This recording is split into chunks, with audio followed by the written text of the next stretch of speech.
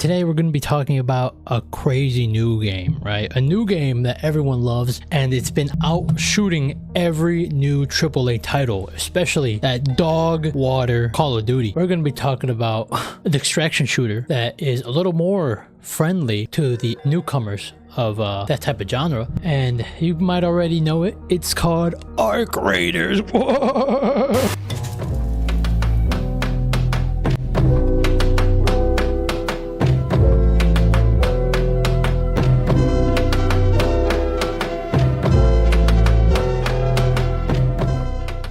That's crazy.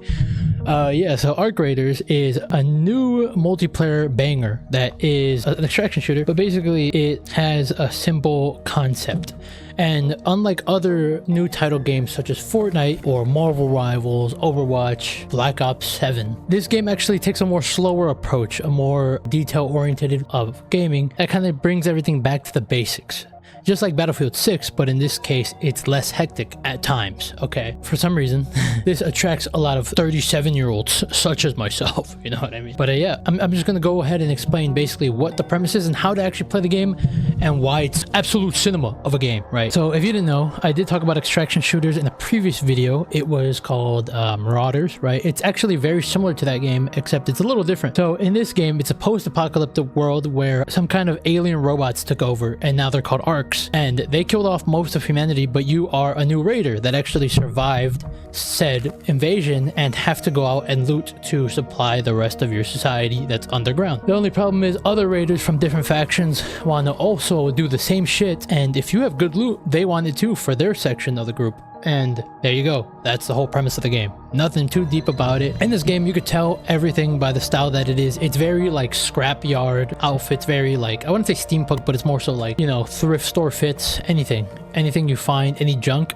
you could wear. It's pretty cool. Okay, so how extraction shooters work is a certain process where it's all or nothing in these games. And the reason it's called an extraction shooter is because once you go into the game, you can lose anything that's on you. Any gun you brought, shield, health, anything you brought. If you die, it's lost. It's so fun. But if you don't, you actually get to keep it and keep whatever you loot from to use it onto the next match. So anything could be used. Nothing's really garbage. Most of the stuff is used for crafting other items to then go ahead and do the same loop again. But the stronger the weapon, the easier it is to survive and kill. That includes Arcs or other raiders, other humans. Yeah, and the hardest part is, you know, there's no name tags. There's only Arcs that could spot you and they scan you and they want to call in other Arcs to kill you because they hate you. Other raiders could sometimes be friendly or they'll shoot you on sight. It all depends. But the best thing about this game is the proximity chat, which is one of my fucking favorites of all. So you could talk in game with the proximity chat and that could either like make or break your survivability. Other raiders in this game may not shoot you. They might be friendly already. There's been times where I've been in a heavy fight with either some Arcs or humans. I run away with like 1 health and I survive because the guy that I ran to that was in another house, and I tell him, yo, I'm friendly. Whoa, I'm solo, please, I'm hiding from someone, please. And they don't, and I escape, right? So what Arc Raiders does to differentiate itself from its predecessors is that in other games like this, which is extraction shooters, they all have a system called wiping, right? So what it does is any loot that you used to have and you store up over time, within like every update or within months or a month, it all gets wiped clean. Wow, that's super fun, right? And you start from zero. I mean, you keep some stuff depending on game to game. Like in Marauders, you would keep nothing. You wouldn't even keep your skin, which is annoying. And you also would never keep any of your guns, anything. It would restart from zero and then you would have to play it again. They did this to even out the playing field, and so the guys that had the most loot wouldn't just wipe out the little guys, right? But for the average player, such as myself, that would be something that wouldn't be appealing to the common player. With Arc Raiders, it's a little different because they don't have that system anymore. They don't have to wipe the loot that everyone brings in. Instead, there's an optional wipe that you could do that essentially could wipe for you, and it's basically like prestiging. So if you were to prestige, you then would be able to have, you know, reset all of your stuff, and then you get like a new item that's permanent. So yes, you get the premise of the game already. You know, get loot, survive, get out, right? There are a lot of things in this game that get the player coming back, such as quests, right? Quests in this game are super important because it lets you level up your character, move through the battle pass faster, and acquire more rewards that could help you upgrade your workshop, right? This game has a crafting system, its own store with different subsections within it. Crafting also has its subsections to then craft heavier items to create more and more heavier guns. This is also something that helps with not having wipes, because even if you get murdered all the time from the other fights, at least now you could upgrade and even create the heavy guns that the other players use. This is a system that works way better compared to the other extraction shooters. This also moves me forward to talking about weapons and their leveling system and why it's actually important. So each gun in this game has a level 1 through 4. They have like a ranking system, 4 I think being the max, maybe 5, I'm not sure, I'm not that high. But when you have a level 1 weapon, it can still do good damage. Like the kettle's amazing, but they're level 1 and you could actually get it for free. But each level of each gun actually helps its stats. So if you check the stats on each level or each gun, it shows you when you want to upgrade, what does it do better. Going from level 1 to level 2, it's the speed at which it reloads. I think that's the most crucial one, because if you're in a fight and your reload system is taking a lot longer than the other guys, you may lose that fight if it's especially a one-on-one fight. So if the other guy has a higher level weapon, it's gonna come back and be able to shoot faster than yours. So this also plays into the fact with, you know, wanting to bring better weapons in the game and wanting to bring weaker ones, because if you bring a weak one and this guy has a better one, you have a less likely chance to win. And it's just great how this kind of circles around, because it's like, should I bring heavy weapons? Should I not? What if I keep losing even with heavy weapons? What if I get ambushed? It really changes the game a lot, and it makes it just ever evolving the whole time, especially with more stuff being added into the future. But this is just like week 1 Arc Raiders gameplay. There are certain points in the map where you could leave, but it makes a loud noise and it has like flashing lights, basically letting everyone know that you want to leave. But it takes like a minute or two, which feels super long. And this is where other people could ambush you and kill you. But if you're lucky enough, you get to escape freely. Especially once the gates open, you have to then open it, basically call in the exit. Otherwise, it's not going to close. This kind of brings in the more tension when trying to escape. There's usually timed exits, the ones that I talked about already, the ones that make the loud noise. But there are other places to leave from, like a hatch. But you would need a hatch key to escape, something that you would bring prior to coming in. The problem is, if you die, no more hatch key, no more escaping early, right? And then you lose it and you have to find another one later. It's not, you know, there's always risk. So in this game, there are different archetypes, which are the robots that I mentioned earlier. They are the most disgusting things ever. They are evil. They hate you. They want humanity gone. They're the reason we're surviving like this. They're the reason the world is like this. But I could list them off, right? So there's a wasp. That one just flies around, shoots at you. It stuns you. There's tick pods. There's pods. There's fire burners.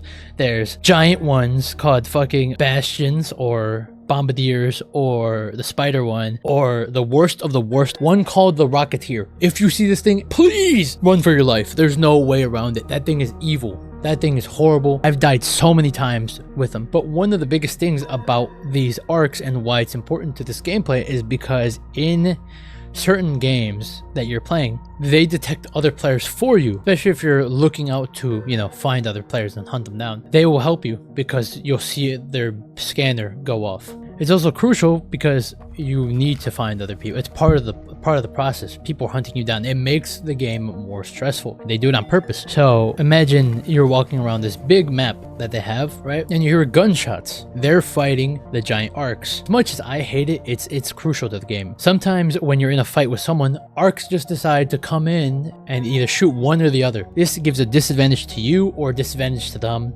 Or you could switch it onto them by hiding and then the arcs go to them. It's just a different style of gameplay that I love. I love so much. But yes, I've been in multiple fights where the bombardier comes in and attacks me or the other guy. It really just moves us from different positions so we're not stalemate in one section and just waiting for something to happen. It really makes the game more intense. And the more noise you make could attract more people to then come and try to clean up you who just finished fighting. Don't you worry, young soldier, if you have nothing left after all these fights and after all these deaths, you have no loot to go and still want to play the game, don't worry. This game is not like Fortnite. It's generous. It'll help you. There's an option at the top when you're about to join in called the free loadout. It basically starts you off with a gray weapon, which is like a level 1 weapon, 1 shield, 2 or 3 bandages, and a random 2 items. Sometimes it could be grenades, sometimes it could be zip lines, sometimes it could just be abysmal dog shit. But it's something to start you in the game. At least that's better than starting off with a pickaxe or with no gun at all. So I'm glad this game is pretty generous enough to add that option, especially when you're starting off. And even now, to me, when I'm somewhat knowing the game a little bit, I still use free loadout even when I don't need to. One thing I forgot to mention is the augments and the shields, right?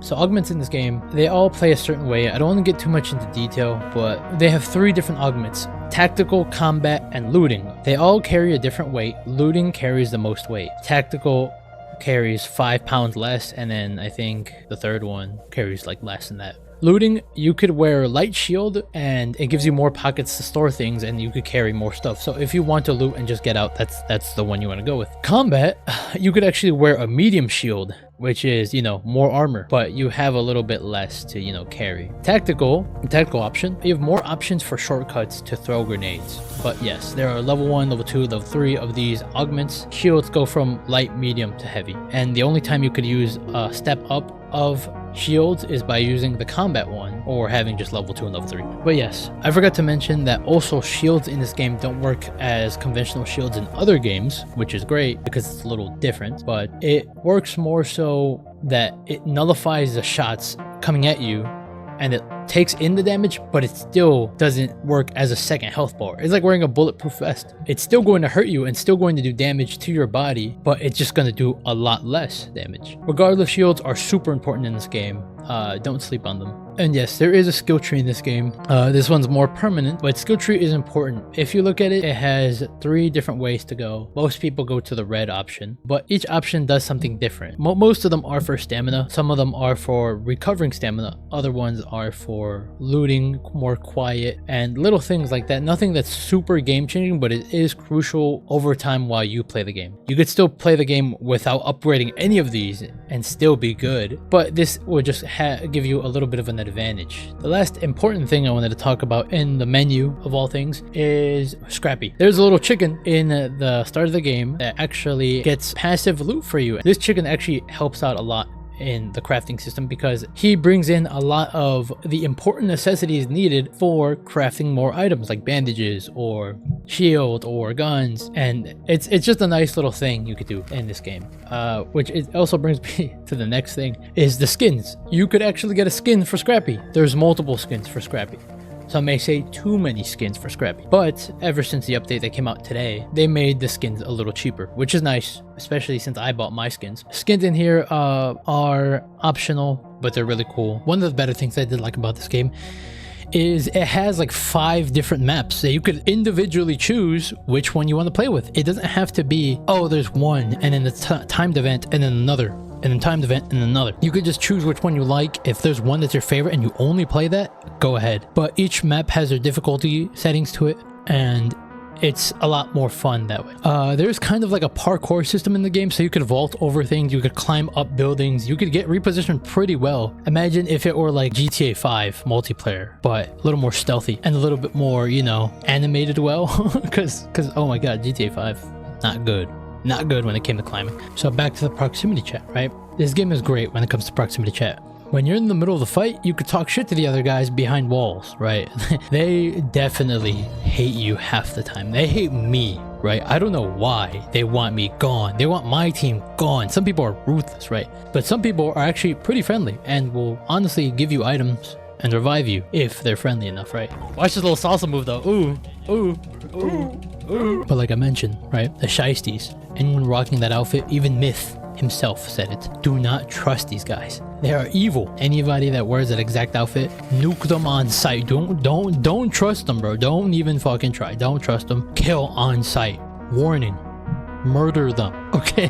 We didn't even get into the real sweaty part. You thought extraction shooters were sweaty, right? We didn't even talk about the night raid. Oh, shit. Okay, guys, in this mode, there's something called the night raid, right? The scariest of them all, right? So when I mentioned before in the game, you have to extract, and loot is very scarceful, right? You can only carry as much as your backpack weight manages. And that's important because you don't want to carry a bunch of junk half the time, especially if you leave unharmed. But in the night raids, it's a different story. It's a whole different beast.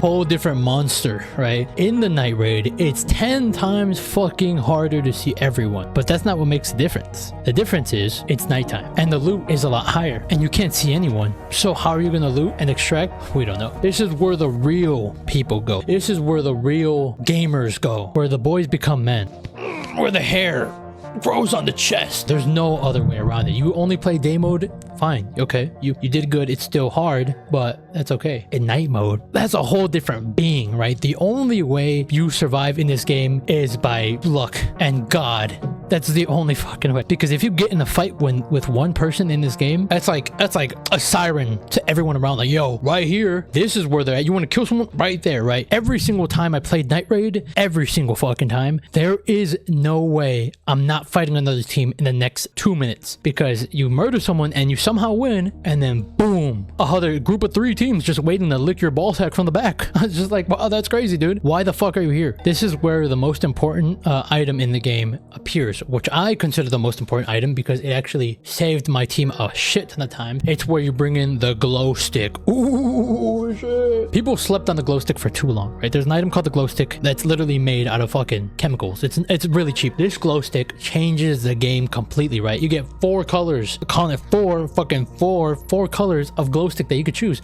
green, yellow, red, blue, right? With the glow stick, sometimes you could see an empty room, right? Completely dark window, right? Someone could be shooting at it. You don't know when they're peeking because it's just all black at nighttime, especially. You lob in a little glow stick in there, right? Boom! All of a sudden, the sun appears inside their house, and whenever they're gonna peek, you have a fucking clear vision of the silhouette. You shoot, boom, broken, right? This is amazing. This is something that's slept on because people don't know the meta yet. But me, the entrepreneur, the big brain that I am, I figured out that that's the strat, right? Don't fuck with me. I use green and blue glow sticks. I mainly use green because I found the blueprint, but blue is my fucking favorite. Anybody using any other colors, you're evil. You're the opposition. But yes, night raids, glow sticks, that's the way to go, right? I need to really get an order in this, right? So yeah, night raids are still scary. The arcs are still there. The main reason you could see other people sometimes is because these little floating robots that scan around you, they're gonna scan someone across the map. And if it shows red, you're like, yo, there's someone over there. That's the only other way to find other people. It's either by the arcs scanning someone or the gunfire. Otherwise, you have to really scope out everyone because it's hard to see anything. So yeah, there's way more fucking loot in this game, and it's just way hard to escape because there's only a few things that show you where people are. Yeah, it's easier to also hide and run away from a fight if you lose. Or if you know you're about to murder, just cut your losses, okay? But yes, that's one of the modes. It's Night Raid. And it's only for select maps at certain times of the day, only for like 30 minutes, and then it changes the map. Only one map. That's how you know it's the real sweats. Yeah, there is other events. So far, we have gotten the Hidden Bunker and Electromagnetic Storm. So the Hidden Bunker, it's an event where it's daytime, but there are 4 satellites on the map. This one came up a few days ago, but we already solved it, right?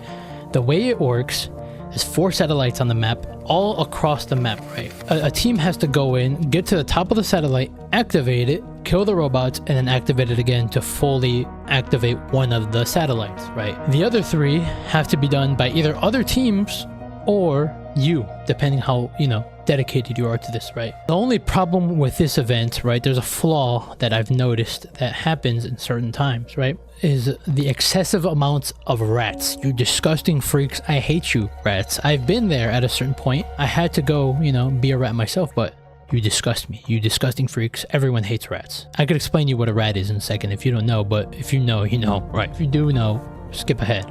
The rats, right, are the people that camp out certain spots. So if you want to get to a satellite, and that's the main mission of this event, people will camp out that area, wait for you to come in, and then boom, ambush you to murder you and take all your loot. The rats, they're disgusting. They literally are scum of the earth. They wait for you to get to just sit there and fall into their trap, and they're disgusting, but I've done it. Yeah, they will do this by the satellites, or they'll do this by the big bunker, right? The second part of the event that I didn't talk about. Hypothetically, imagine everyone got a satellite. All 4 satellites are completed. It will say the hidden bunker is open. There's one location near below the depot or whatever, I'll show it, that has the hidden bunker that needs a code to be solved, right? To go into it, right? After the 4 satellites are finally open. The problem is rats are also there too. They almost sometimes just wait there from the beginning of the game to wait for either other rats or the guys that open it up. But yes, if you somehow get the hidden bunker open without dying and killing everyone and actually escaping, the hidden bunker has some of the best loot in the game. I was never able to get in because obviously these disgusting freaks have murdered me every single time, and sometimes even when you're in there someone opens it and there's also more people, more rats inside the building. They're just super stealthy people. But fuck, man, yeah, the hidden bunker, open 4 satellites, open the bunker, get out, right? That's the point. And the third one is electromagnetic storm, which is basically the night raid, except it's heavy raining and thundering all the time. This is good and bad for multiple reasons. If night raid wasn't hard enough to detect people, it's 10 times harder because of the heavy rain and the thunder that's instantly stabbing you guys in the back and murdering everyone, or murdering the arcs, right? The thunderstorm will hit you if you stay still, or sometimes it'll hit you when you're going anywhere. It wants to kill you. The thunder hates you, right? But that's not even the hardest part or the worst part about this event. The thunder, the rain itself is so loud that it covers footsteps of enemy people.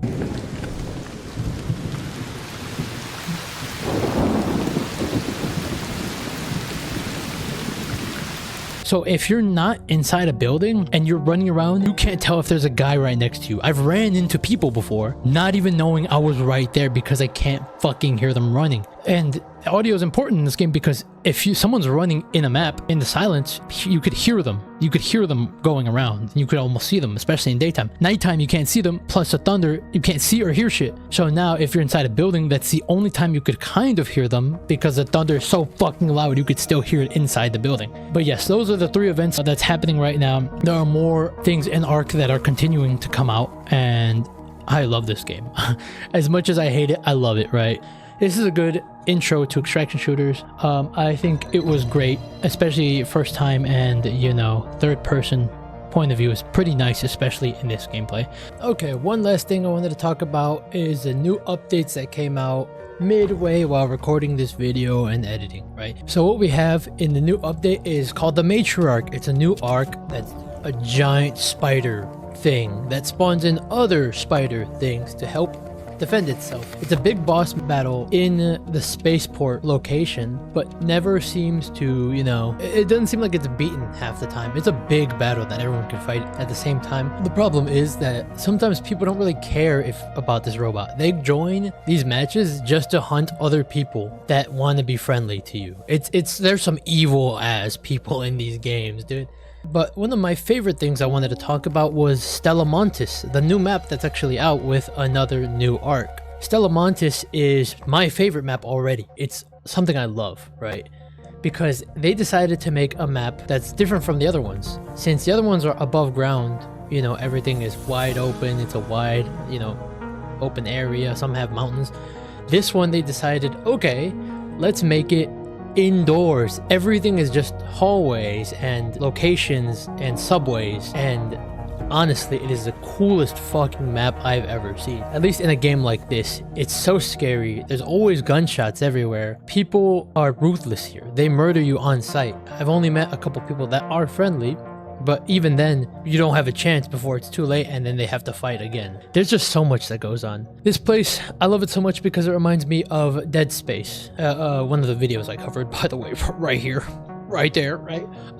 But it is very scary. It's all dark hallways. Instead of blood, there's just broken robot pieces. There's like destroyed places, searched areas. It looks like it's been an abandoned vault from like Fallout. But these arcs are still active, and they include one called the Shredder. You might be wondering, what the fuck is a Shredder? It's a regular robot that you might see and you'll be like, oh, this is just like some regular sized, human sized robot, right? But when you go up to it, that thing explodes on you. It unleashes a shit ton of shotgun bullets. Basically, could one-shot everyone in your team if they're close enough. And there's times, even if you're far away, it still does a lot of damage. So this thing is just broken, and it's really hard to break down. But I love Stellamontis. I think it's one of my favorites so far. Hopefully I have high hopes for Ark to release more maps like this. I think it's really cool.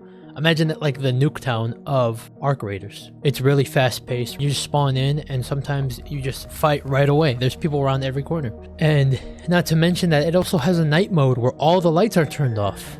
If it wasn't already dark enough, they said, you know what, let's turn off every light and make it even darker. Also, yeah, it's also underground, but it has no windows. There's only one location where it's outside, and in night mode, you could definitely tell it's nighttime when you go to that area. And that area usually has snow, which is honestly so cool to look at. I hope they have a snow map later, but yeah, that's the closest thing we're getting to snow or Christmas related things for now. But yeah, if you guys enjoyed this video, thank you for watching. I really appreciate it. I love this game so far.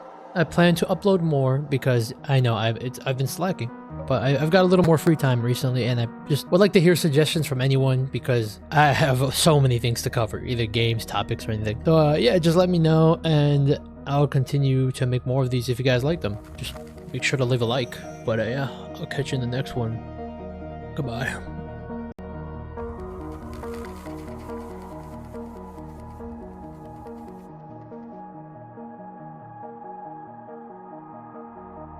There's a big problem with this in the community that I've been noticing, right? Are the shiesties. That's what I like to call them. I can't say YN because I got in trouble last time. So the shiesties is what I'm going to call them. And those guys are ruthless. They're evil. Stay away from them. Kill them on sight. They are not your friend. The reason I say this is because there's been a time where I literally grouped up with 12 people to get into a hidden bunker. We basically all had to do this collaborative event because it was the first time this event happened. And the only ones that betrayed us were a group of shiesties that for some reason we trusted at the entrance of a room, and they nuked all of us. I hope they died.